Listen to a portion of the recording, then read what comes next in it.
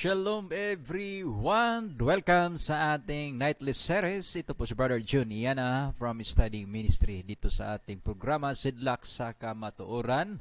Live po ang ating programa ngayon via Facebook streaming. Punta po tayo sa ating kalendaryo. Nasa 19th day. 19th day of the 8th month. Fourth day of the week of the year 5865 at ito po ay nahati sa 119th Jubilee Week 4 and Year 6. May katumbas na pizza sa Gregorian na kalendaryo mula Saturday, November 12 hanggang sunset ng Sunday, November 13 sa taong 2022. Welcome once again sa ating nightly series.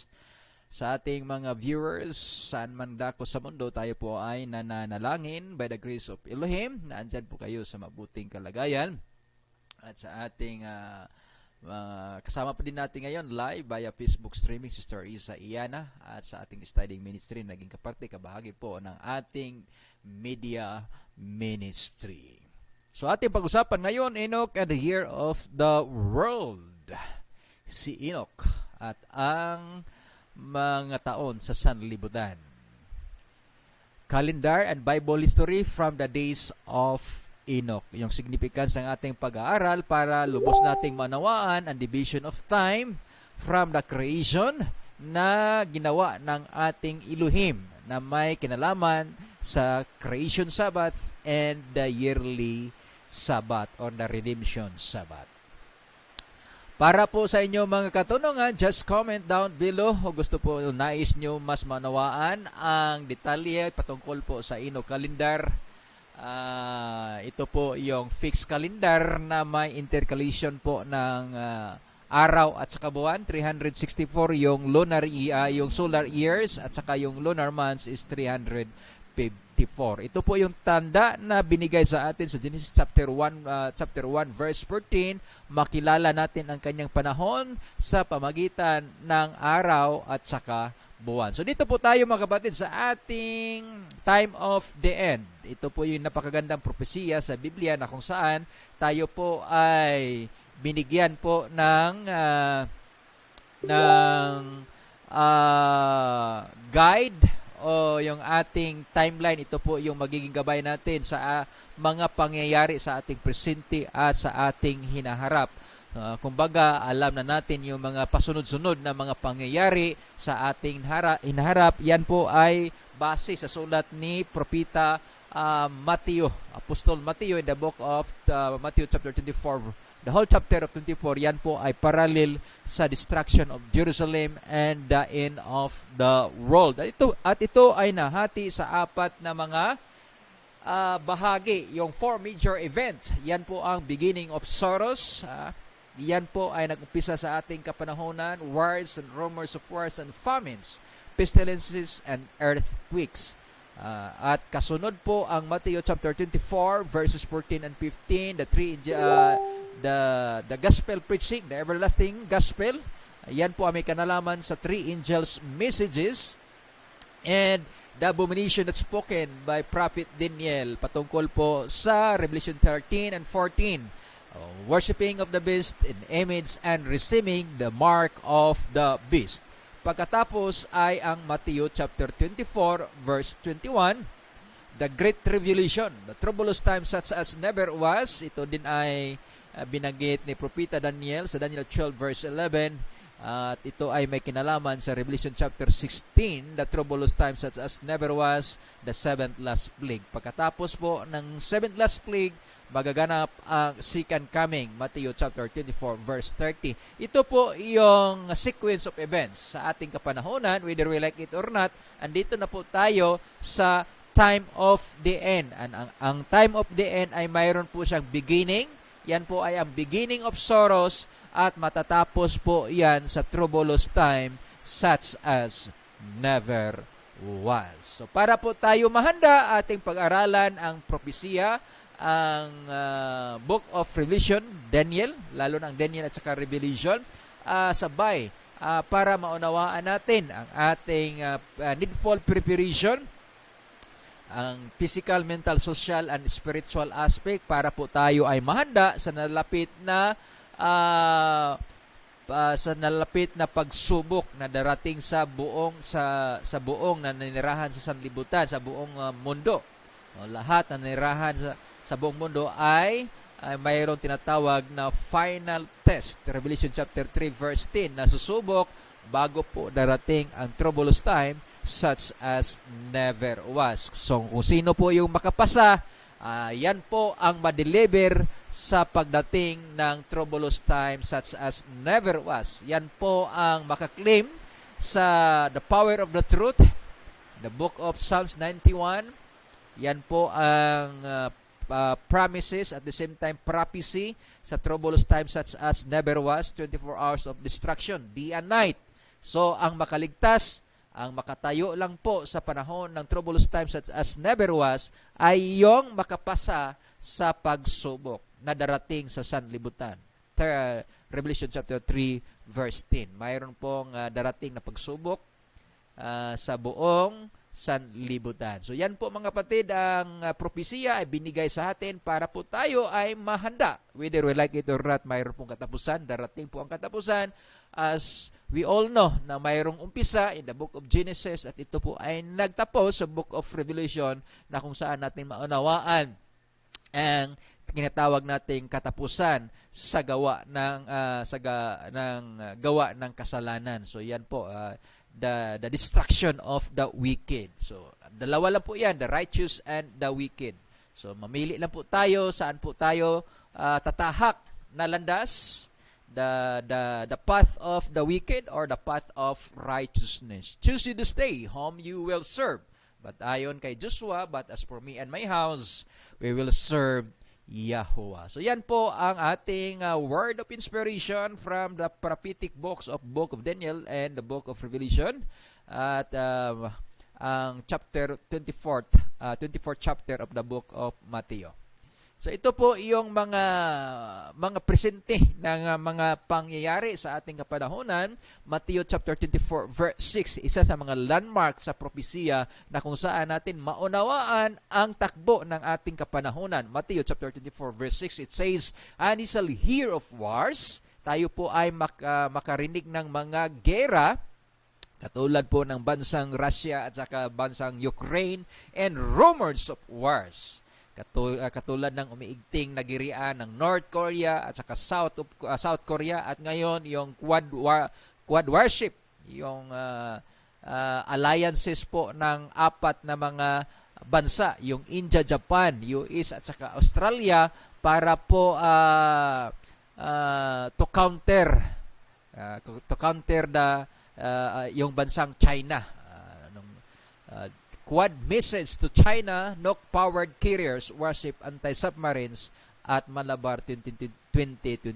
Ito po yung joint exercises ng mga navies sa Quad nations, yung bansang India, Japan, US at saka Australia. Ito po yung mga kasalukuyan na nagaganap. So kumbaga makikita natin nation against nation, sila po ay gumagamit na ng mga kagamitan pangdigma. Kumbaga, nagkaroon na po sila ng mga exercises kung paano ba i-execute yung kanilang mga kagamitan na pandigma, mga moderno na mga kagamitan sa pandigma. So itong mga kagamitan na ito po ay nagbibigay sa atin ng patutuo na mayroon talagang darating na digmaan na hindi pa naranasan sa buong sanlibutan. Sa ating kapanahonan na kung saan andyan po yung tinatawag na advanced technology. Yung mga kagamitan po natin ngayon ay napaka-advanced na kung saan ito po ay makapinsala talaga pag ito po ay mangyari. Ito po yung tinatawag sa Biblia na troublous times such as never was. Pero teka, huwag natin kalimutan, by the grace of Elohim, siya po ay nagbigay sa atin ng paalala at kaniyang pinigilan ang tinatawag natin na troublous time. Bakit? Ito po yung dahilan ating babasahin sa Book of Revelation. Yung kaniyang sulat, sa sulat po ni Propeta John So bakit po pinigilan? Anong dahilan? Ganito po yung kumbaga yung nakikita natin yung mga pag-exercise, pag-ehersisyo pa lang sa bawat bansa ng kanilang mga kagamitan pangdigma, pero ito po ay nailalim sa pagkontrola ng ating Elohim at yan po ay pinigilan muna na hindi magaganap yung tinatawag na troublous times such as never was. Yan po ay mababasa natin sa Book of Revelation chapter 7. So babasahin natin muna. Saglitan natin. And after these things I saw 4 angels standing of the 4 corners of the earth, holding the 4 winds of the earth, that the wind should not blow on the earth, nor on the sea, nor on any tree. So ito po yung tinatawag nating 4 winds. Ito po ay sumasalamin sa tinatawag natin na troublous time such as never was, na dinescribe po sa Psalms 91 na day and night destruction. 10,000 at thy side, and 10,000 in the right hand shall fall, but para po sa mga tao ng ating Elohim, yan po ang deliverance na ating matatanggap kung tayo po ay makapasa sa pagsubok na darating sa buong sanlibutan. So ito po yung troublous time. And I saw another angel ascending from the east, having the seal of the living Elohim, and he cried with a loud voice to the 4 angels, to whom it was given to heart the earth and the sea. Bakit pinigilan? Saying, heart not the earth, neither the sea nor the trees, till we have sealed the servant of our Elohim in their foreheads. So, bago muna mangyari yung troublous time, mayroong tinatawag na the sealing of the servant of Elohim. Ano po yung sealyo? The laws of Elohim to be written in our heart and mind. So yan po ang selyo, mga kapatid. Dapat tayo masilyuhan. So ito po yung panahon natin ngayon. Pinipigilan pa ng ating Elohim sapagkat hindi pa nga nasilyuhan yung kaniyang mga alipid, the servant of our Elohim. So ito pong masilyuhan, sila po yung makaliligtas, sila po yung makatayo sa troublous time such as never was. Sa tanong ni Propeta John, for the great day of his wrath is come, and who shall be able to stand? So sino lang po yung masisilyuhan, the servant of Elohim. So yan po, mga kapatid, ang grasya ng ating Elohim, na hindi pa muna inalaw yung tinatawag natin na troublous time. So ang nangyayari ngayon, ito po yung tinatawag na the beginning of sorrow, ang simula sa kapighatian. Simula pa lang to. So bago po mangyari yung troublous time, dapat tayo, mga kapatid, ay masilyuhan ng matanggap natin yung silyo ng ating Elohim. Yan po ang kanyang covenant, the 10 commandments. Isulat. Mayroon pong tinatawag spiritual operation sa pagsulat. Sa Book of Hebrews, ito po ang kaniyang promise. Hebrews chapter 10, saglitan natin, mga kapatid. Hebrews chapter 10, verse 16. Ganito pong sinabi ni Apostol Pablo, this is the covenant that I will make with them after those days, saith Yahuwah. I will put my laws into their hearts, and in their minds I will write them. So bago po ito mangyari, mga kapatid, dapat muna tayo sumang-ayon sa spiritual operation. Ito po ang ating pagpasok sa kaniyang Sabat. Ito po yung agreement. Kumbaga, kung sa surgeon mayroong pirmahan tayo, sa atin naman mayroon pong tinatawag na acknowledgement, at ito po ang mabasa natin sa Ezekiel chapter 20 verse 12. Sa talatang 12, ganito po ang pagkasulat, moreover also I give them a Sabbath to be a sign between me and them, that they might know, yung salitang know, that is acknowledgement, that I am Yahuwah that sanctified them. So siya po ang tagapagbanal sa atin. Isulat po yung spiritual operation, isulat po yung kaniyang kautusan sa ating puso't isipan. So yan po ang description sa true worshipers worshiping Him in spirit, and that is referring to our character, and in truth, na ayon po sa kaniyang kautusan. Spirit and in truth. Hindi pwede na mayroon po tayong magandang ugali pero wala naman sa wastong turo sa kautusan ng ating Elohim. So dapat magsama. Yan po ang kailangan na worshiper ng ating Elohim ayon po sa sulat ni John sa talatang 24 sa John chapter 5. Tama ba yun? Yung ating reckoning. Verily, mali. Sa talatang 25 sa chapter 4. And Elohim, John chapter 4 verse 24, and Elohim is a spirit, and that worship Him must worship Him in spirit and in truth. So yan po ang kailangan ng ating Elohim, worshiping Him in spirit and in truth. Kagaya ng dalawang worshiper, si Adan at si Abel at saka si Cain, pero si Cain hindi tinanggap kasi hindi po yung pagsisimba niya, hindi po naayon sa katotohanan. So parehas lang po niya mga kapatid. Yung kailangan po is worshiping Him in spirit and in truth. Kahit magsamba po tayo, pero wala naman sa katotohanan, yan po ay hindi tatanggapin ng ating Elohim, kagaya po ni Cain na nagsamba, nag-offer, pero hindi nga ayon sa katotohanan kasi yung kanyang inalay ay mga inferior fruits of his farm. Yung kailangan is yung first fruit. So, yan po mga kapatid, in spirit and in truth. So, yan po ang seryoso. Dapat tayo po mahanda physical, mental, social, and spiritual aspect. So, dadapo tayo sa ating, mayroon pa ba? Yung mga updates natin. Yung COP27, Climate Hub ongoing sa bansang Ehipto. Yan po ang commencement sa tinatawag natin the prophetic event sa Book of Revelation. Yung nakasulat po doon mga kapatid na kung saan magkaroon po ng power, binigyan po ng tinatawag na power ang first beast. Yan po ay mababasa natin sa saglitan lang natin, basahin natin sa Book of Revelation chapter 13.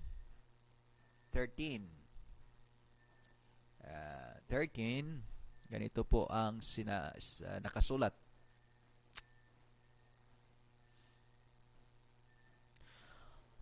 Verse talatang city, and it was given unto him to make war with the saints and to overcome them. And power was given him over all kindreds and tongues and nations. So ito po yung significance sa nagaganap na COP27.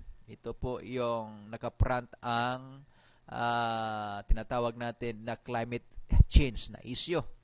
Climate chaos na kung saan binigyan po ng kapangyarihan ang first beast na mangulo, yung spearhead, at yan po ang moral guidance sa Paris Agreement, at yan po ang kasalukuyan na gaganap ngayon sa COP27 sa Sharm el Sheikh 2022 Egypt.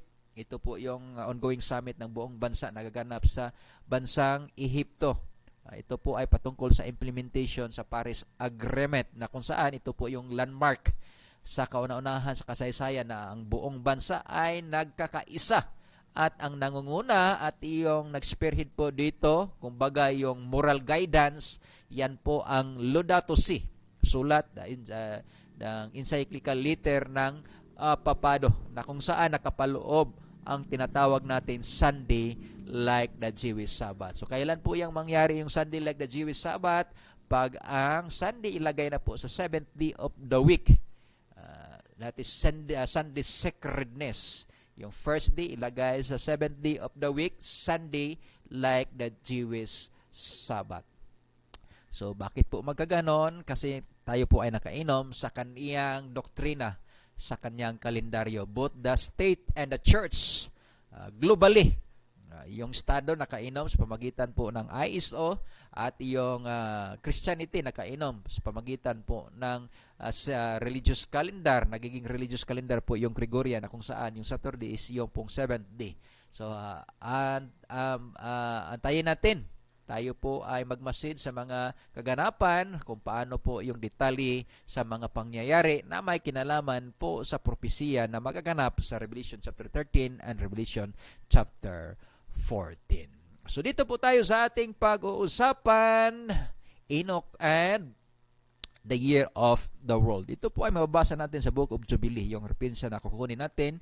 Ulitin natin, ang Book of Jubilee ay isa sa mga sulat ni Moses na kasama po ito nakuha sa Dead Sea Scroll. Andyan po yung original copy available, kaso lang hindi isinama sa pag-canonize ng Catholic Church sa Council of Nicaea at sa maging sa Protestant sa panahon ng Protestantism. Nag-canonize din sila ng mga libro, hindi din ito nasali. Ano pong isyo? Isa sa mga isyo ay ang tinatawag natin na kalendaryo. So ito po yung ating babasahin sa chapter 4.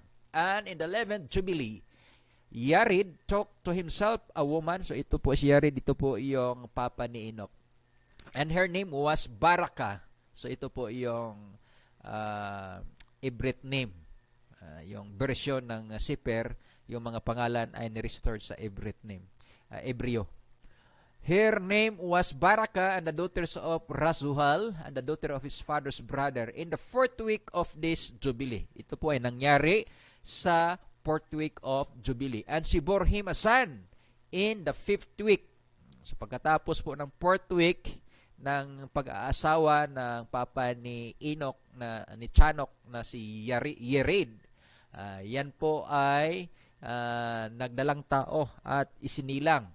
She bore him a son in the 5th week in the 4th year of the Jubilee, and he called his name Chanok. So dito po isinilang si Chanok or Enoch. And he was the first among men that are born on earth who learned writings and knowledge and wisdom. So siya po ang kauna-unahang tao na yung learn, ano ba yung learn? Yung nakakaalam sa pagsulat, karunungan at yung wisdom, and who wrote down the signs of heaven according to the order of their months in a sefer, that men might know the seasons of the years according to the order of their separate months. So siya po yung nagsulat, mga kapatid, patungkol po sa season para malalaman natin patungkol po yung patungkol po sa mga taon according to the order of their separate months. Paano ba yung taon na hati sa pamagitan ng mga buwan? Yan po, mga kapatid. Siya po ang nagsulat. Siya po ang kauna-unahang, hindi po si Moses. Malayo pa yung pagitan ni Moses at saka ni Enoch. Si Enoch is the 7th generation from Adam. Dumaan pa si Noah. Noah papunta kay Abraham, and then Abraham papunta kay Joseph, and then kay Moses. Ganun po yung chronological arrangement ng lineage po ni Seth. Kasi itong lahat po ay mula sa generation o mula sa lineage po ni Seth, the third son of Adam. So yan po, mga kapatid. Nangyari ito na ipinanganak si Enoch in the 11th Jubilee.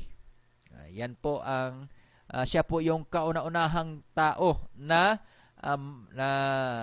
natuto na magsulat at mayroong karunungan at kaalaman at sumulat sa mga tanda sa langit na ayon sa order of their months in the sefer, that men might know the seasons of the years according to the order of their separate months. So yan po, mga kapatid, yung Book of Enoch, Book 1, dyan po natin nabasa yung kanyang sulat, the year and the separate months. So yan po, mga kapatid, pag-usapan natin yan mamaya. So ating isa-isahin.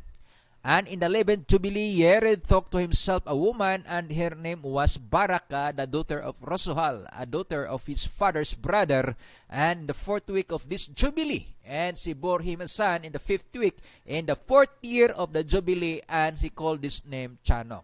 So, pinanganak si Chanok or Enoch sa 11th Jubilee, 5th weeks, and 5th years.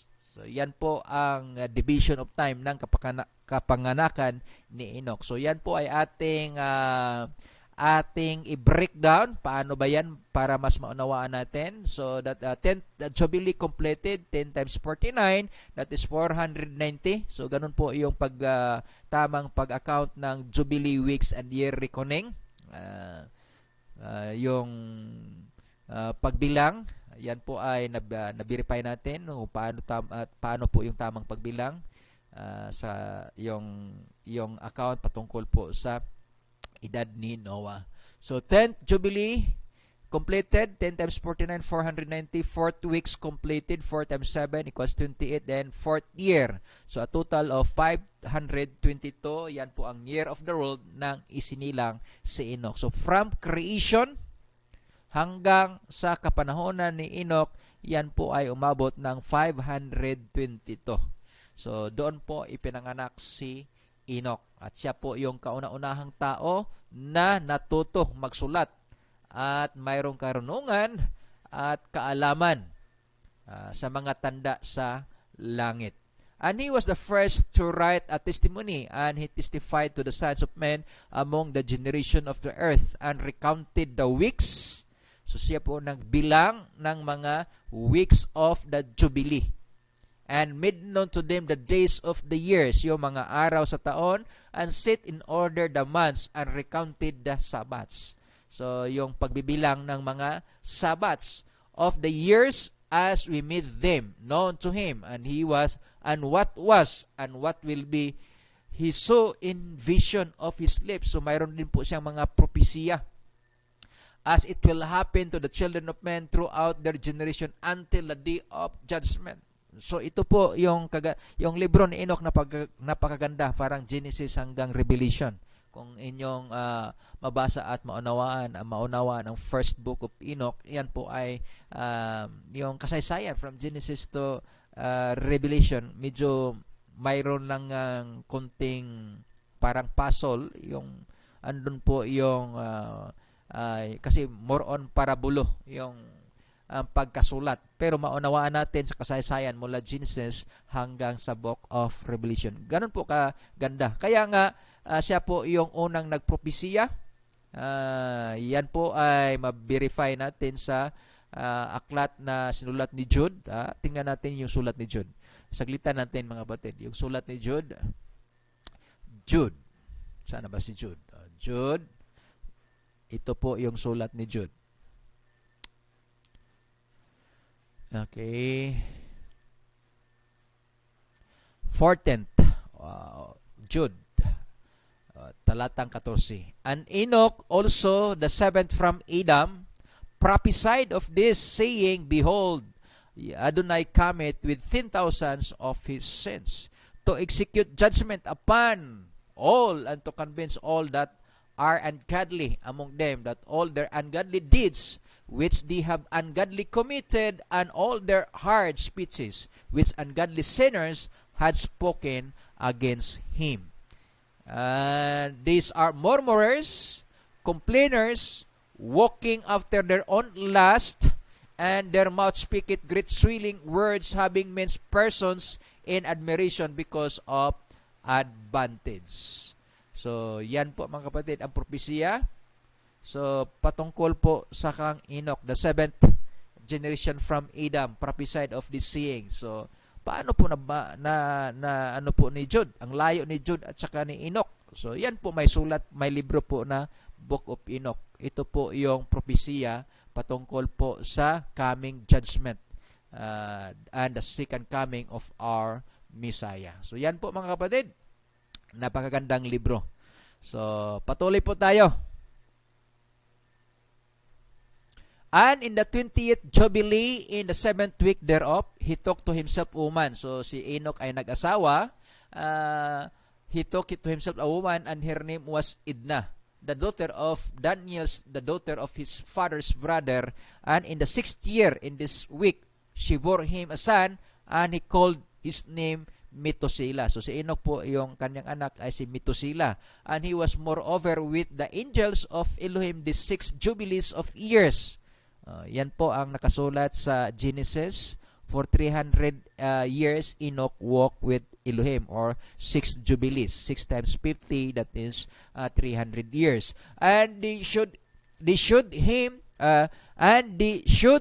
everything which is on earth and in the heavens, the roll of the sun, and he wrote down everything. So si Enoch po yung nakaunawa ng lahat. Yung heavenly luminaries, yung araw at saka buwan, kayong tanda na binigay sa atin sa Genesis chapter 1:14, siya po yung nakaunawa patungkol po sa tinatawag natin na heavenly luminaries. At isa sa po nasa napakaganda na sulat ni Enoch ay patungkol po sa ating sanlibutan, yung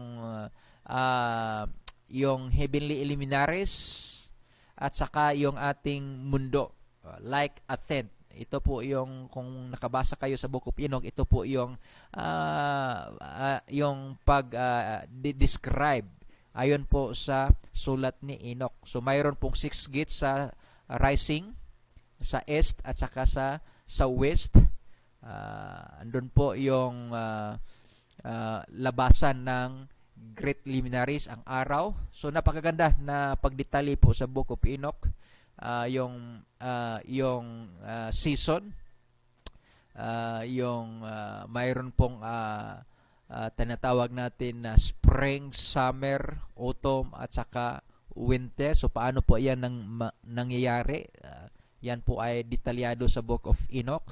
At yan po ay ating mababasa din yung heavenly luminaries, yung araw at saka buwan, kung saan sisikat at saan lubog, at ilang days of years po yung tinatawag natin na cycle. Isa sa mga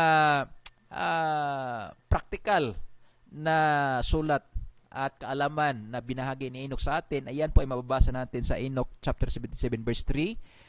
These are the 2 great luminaries whose orbs as the orbs of the heaven, and the dimension of both are equal. So yung araw at saka buwan, magkapareho lang po yung sukat. Yan po ay ating makikita. It is clearly seen and being understood by the things that are made. Kaya nga, yan po ay minarkahan every new month. Mayroon pong tinatawag natin conjunction. Yan po ay lunar eclipse, na kung saan yung buwan andun po sa tinatawag natin na dark moon, sapagkat sila po ay magkasabay na ang buwan at saka araw ay magkasabay na mag-setting sa west.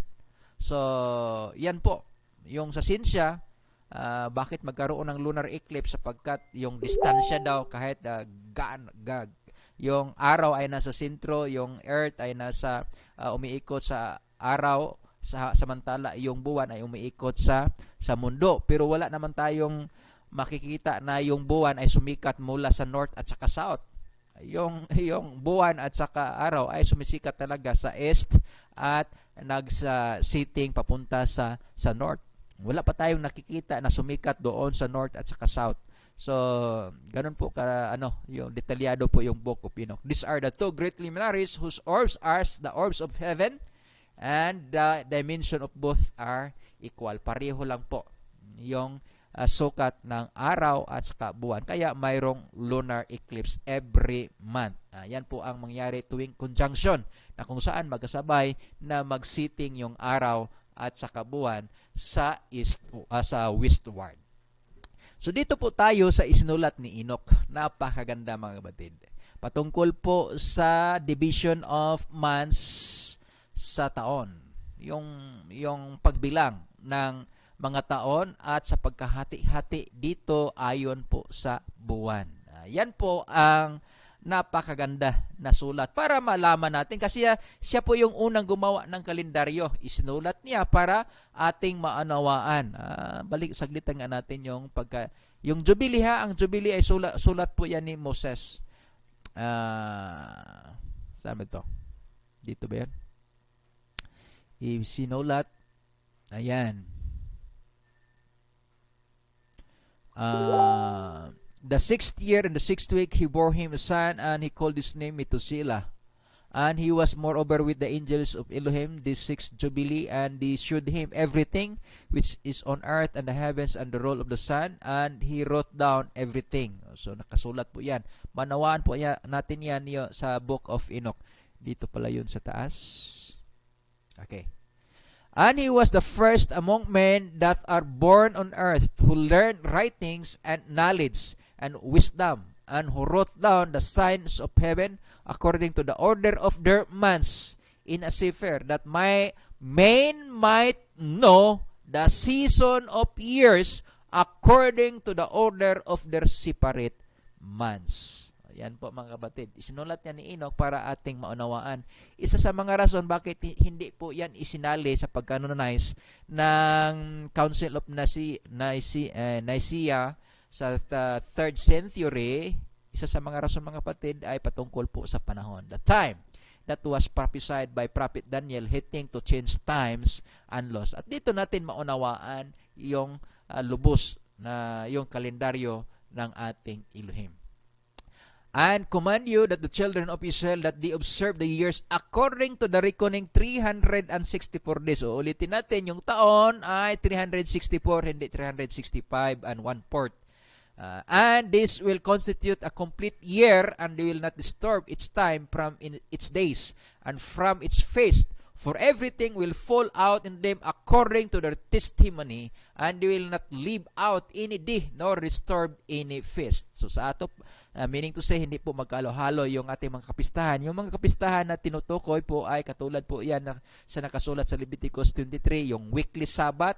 Yung weekly Sabbath, that is feast. Kapistahan po yan sa creation. For in 6 days Elohim created heaven and earth, and he rested on the 7th day. So yan po ang celebration ng weekly feast and the yearly feast, which is the redemption Sabbath. Yan po mga kapatid. So hindi po yan magkahalo-halo. So hindi po ma-disturbo. Will not leave out any day nor disturb any feast. And the harmony of the world becomes completely every 364th state of it, for the signs, the seasons, the years. So, para po makakuha po tayo ng complete harmony, ayan po mga kapatid, 364 po yung tamang pagbilang sa isang taon. So, yung solar day, yung solar months, kung babasahan natin yan sa Enoch, yan po mga kapatid, 30-30-31, 30-30-31, 30-30-31, yan po ay nasa chapter 72. Mag-umpisa po yun sa chapter 72, a total of 364. While yung months, paano ba yung lunar months? During 3 months, it affixed in 30 days each period, and during 3 months, it affixed in 29 days each, in which it affixed, it decreased in its first period, and in the first gate, in 177 days. And at the time of its going forth during 3 months, it appears 30 days each. And during 3 months, it appears 29 days each. In the night, it appears for its 20 as man, and in the day as heaven, for it is nothing else except its light. So yan po ay nahati mga kapatid sa 12 months, mayroon pong 30-30, 29-29, 30-30, 29-29, a total of 354. So, ganun po mga kapatid, yung yung takbo po ng lunar months at saka yung solar months. Yung solar months, yan po ang takbo ng araw sa loob ng isang taon. Yung lunar months, yan po ang takbo ng buwan sa loob ng isang taon. In 3 years, the days are 1,092. Sabi po ni Chanok sa loob ng 3 taon, mayroon pong 1,092. Tama ba yan? So ating ating i-confirm. So 3 times 364, tama nga, 1,092. Sabi naman siya, patuloy po, babasahin natin, in 5 years there are 1,820. Tama ba? 1,820. Nakasulat po yan sa 74 verse 13. So 5 times 364, tama nga, 1,820. And then sabi pa, in the 8 years 2,912 days.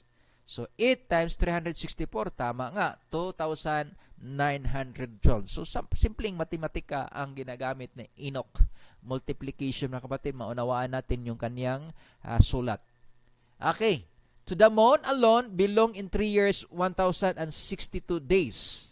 In 5 years, it has 50 days less for an addition being made to the 62 days. So, mayroong intercalation.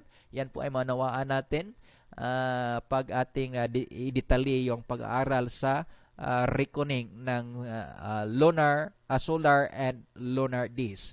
5 years, there are 1,770 days, and in the days of the moon, in 8 years, are 2,832 days. Tama ba? Sa 3 years, sabi ni Enoch, the years 1,062 days. 3 times 354, so tama, 1,062. Sa 5 years, there are 1,770 days. 5 times 354, so a total of 1,770 years. So tama na naman si Enoch. And in the 8th year, sabi niya, the days of the moon in 8 years are 2,832 days. So 8 times 354, so a total of 2,832 days. So tama nga si Enoch. Sa sampling matematika, maunawaan natin ang kanyang sulat. To the moon alone belong in 3 years 1,062 days. In 5 years, it has 50 days less. For its days in 8 years are less 80 days, which 80 days are its diminution in 8 years. So ito naman po yung diminution or yung diferensya ng solar days or at saka lunar months. Yung dinescribe ni Enoch. Sa 3 years daw, mayroong tinatawag na diminution. Aabot sa 5 years mayroon ding diminution, sa 8 years mayroong diminution, sa 3rd year 30. So tama ba? 1,092 less 1,062, so 30. Sa 5 years 1,120 less 1,770, so 50. And then sa ikawalong taon 2,912 less 2,832, 80. So, ganun po yung diminution or diferensya ng araw at saka buwan. So, bakit po nagaganon? Kasi po yung pagbilang ng mga taon at paghahati ng mga buwan, dapat po naka-align po yung solar at saka lunar month. So, paano po yan? So, the moon brings all the years exactly that their stations may come neither to forward nor to backwards a single day. So, paano po na magkasabay yung buwan at saka araw samantala mayroon pong tinatawag na diferensya?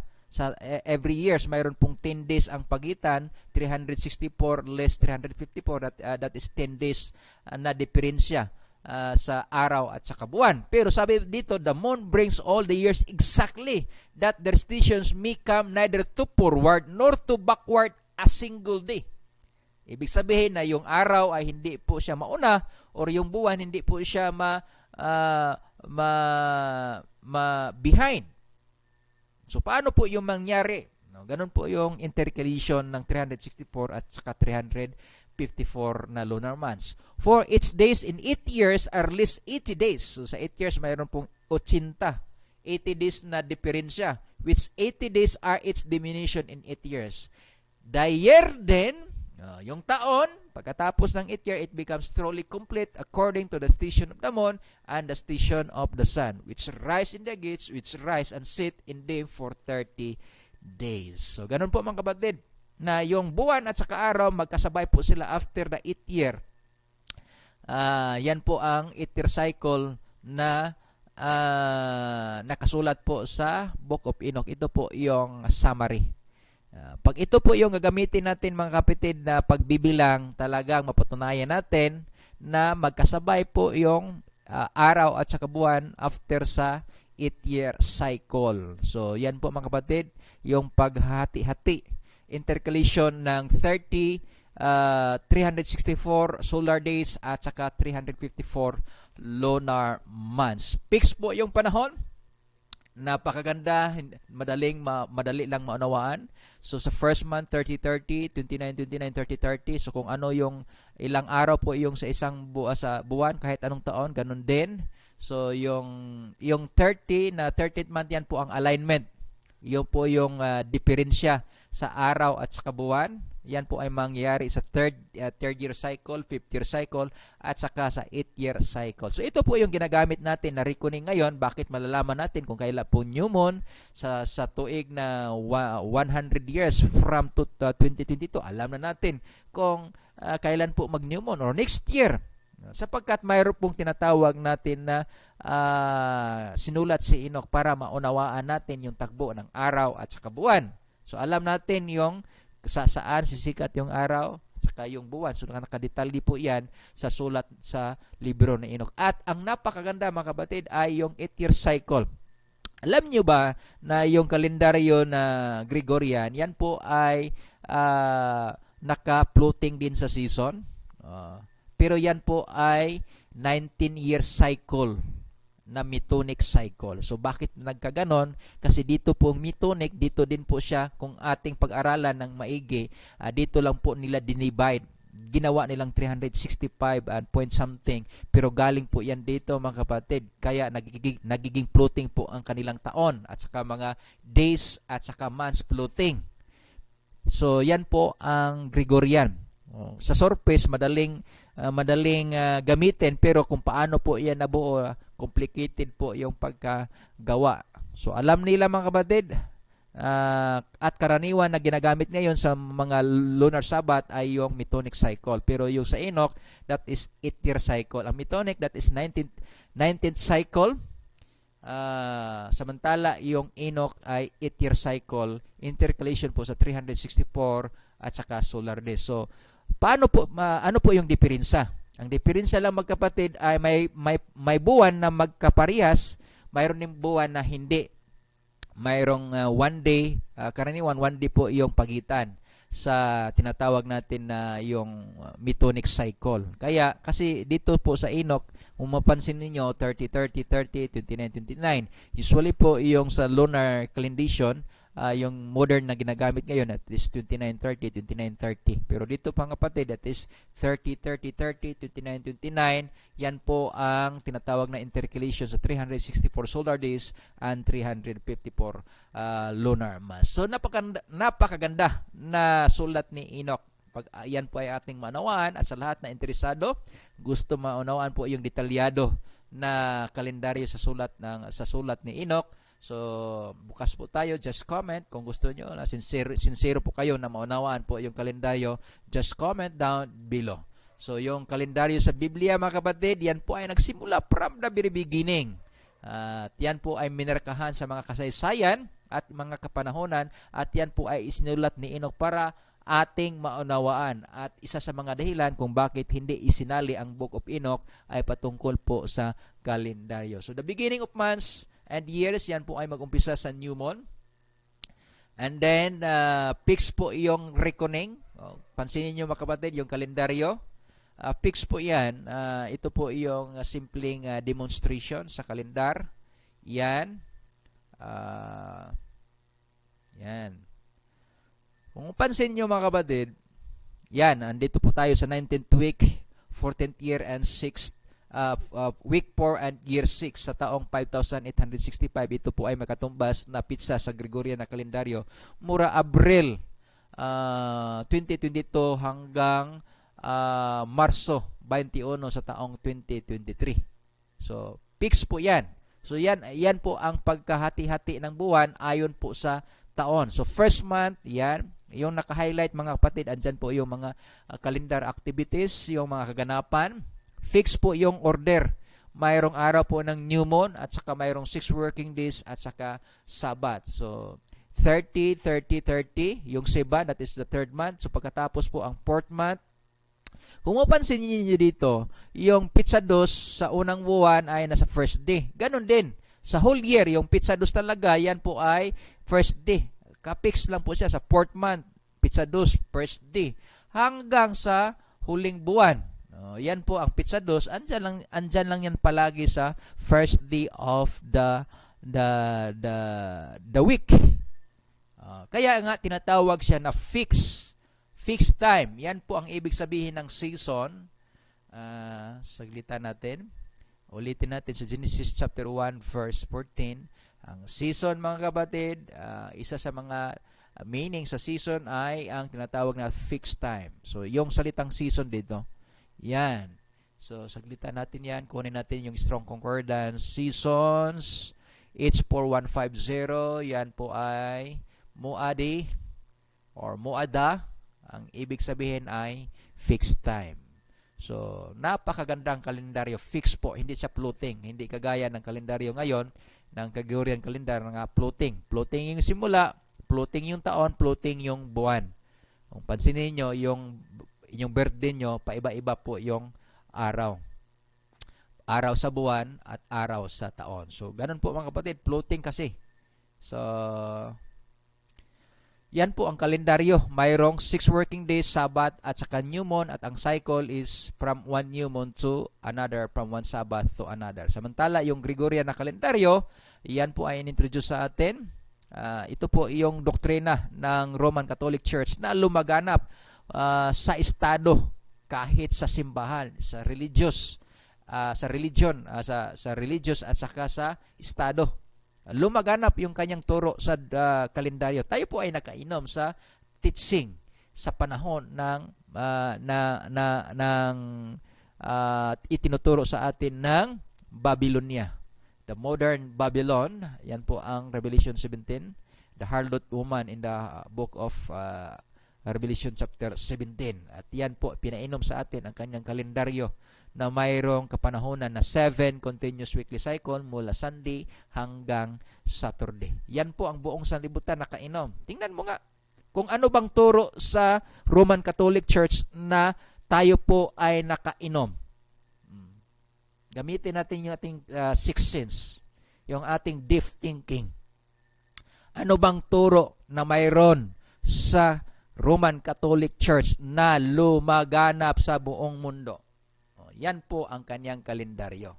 Sa estado, yan po ay nakapasok sa pamagitan ng ISO. Yan po ay Gregorian calendar.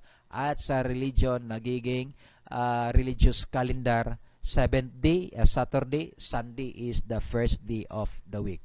Sinong nagturo sa atin? Si Pope Gregory. Yan po ang kanyang panahon. Hindi kayo magtaka bakit buong sanlibutan gumagamit po sa kanyang kalendaryo. Yan po ang prophecy na binanggit ni Propeta Daniel, hitting to change times and laws. Revelation, Daniel chapter 7 verse 25. So yan po mga kapatid, kung sino po yung ating sinunod, tayo po ay kanyang mga alipin. Kung kalendaryo ng Ilhem, tayo po ay alipin sa ating Ilhem. Kung kalendaryo ng Papado, tayo po ay sumusunod sa kanyang turo ayon po sa kanyang mga itinakdang panahon. So, ano bang pinagkaiba? Yung sa Biblia is from one new moon to another, from one Sabbath to another. May 6 working days, Sabbath day at saka new moon. Samantala, yung Gregorian, mayroong Sunday to Saturday, 7 continuous cycle, 6 working days at saka Sabbath. So, magkaiba nga. Kaya nga, yung 7th day sa Gregorian at saka 7th day sa Biblical, hindi po yan magkaparehas. The Gregorian weekly cycle is not identical with the weekly cycle of the Bible. Therefore, Saturday is not identical with the 7th day Sabbath of the Scriptures. Bible Sabbath is the 7th day of the week based on appointed time or season. Kaya nga, wala tayong mababasa na 7 continuous weekly cycle sa Biblia. Kung yung buong mundo nagsasabi na parehas lang po yung cycle, yung weekly cycle, yung Israel nagsasabi, yung mga scholars, encyclopedia, dictionary at Gregorian calendar nagpatotoo, yan po ay wala sa Biblia. So mamili lang tayo yung turo sa Biblia o yung turo ng buong sanlibutan na ipinainom sa atin ng serpente sa pamagitan po ng doktrina ng kalendaryo mula sa Papado na lumutang sa taong 1582. Ito po ay naayon sa propesiya ni Daniel, 1,260 days na pag-reign ng Papal Supremacy 1 na natapos sa taong 1798. So lumabas po yung Gregorian 1582. So yan po mga kapatid, ating timbangin. Gamitin natin yung pangunawa na binigay sa ating Elohim, comparing scriptures to scriptures as we are preparing for the coming crisis. So maraming salamat sa ating mga viewers. Kasama natin ngayon Sister Risa, Maribit Cosido, Sister Flor Ferdiente. Blessed evening. And then sa lahat ng ating mga kapatiran, Huwag niyo kalimutan ang ating late afternoon series sa Health and Biblical Perspective tuwing alas 2:30 po ng hapon, yung regular time natin sa ating programa. Magkaroon lang po ng adjustment kung mayroon pong mga circumstansya. At sa tuwing alas 6 po ng hapon, ng gabi, ito po yung ating talakayan sidlak sa kamatuoran, sa ating talakayan tuwing alas 6 po ng gabi dito po sa ating Studying Ministry. So maraming salamat sa inyong panonood, at sa huli tayo po may magsasabi, to the law and to the testimony, if they speak not according to them, because there is no light in them. As the old paths, tanungin natin ang dating daan. Praise ye, bye-bye. Salamat nga pala sa ating mga kabadiran at sa Studying Ministry na naging kaparte, kabahagi po ng ating media ministry. Bye-bye and shalom.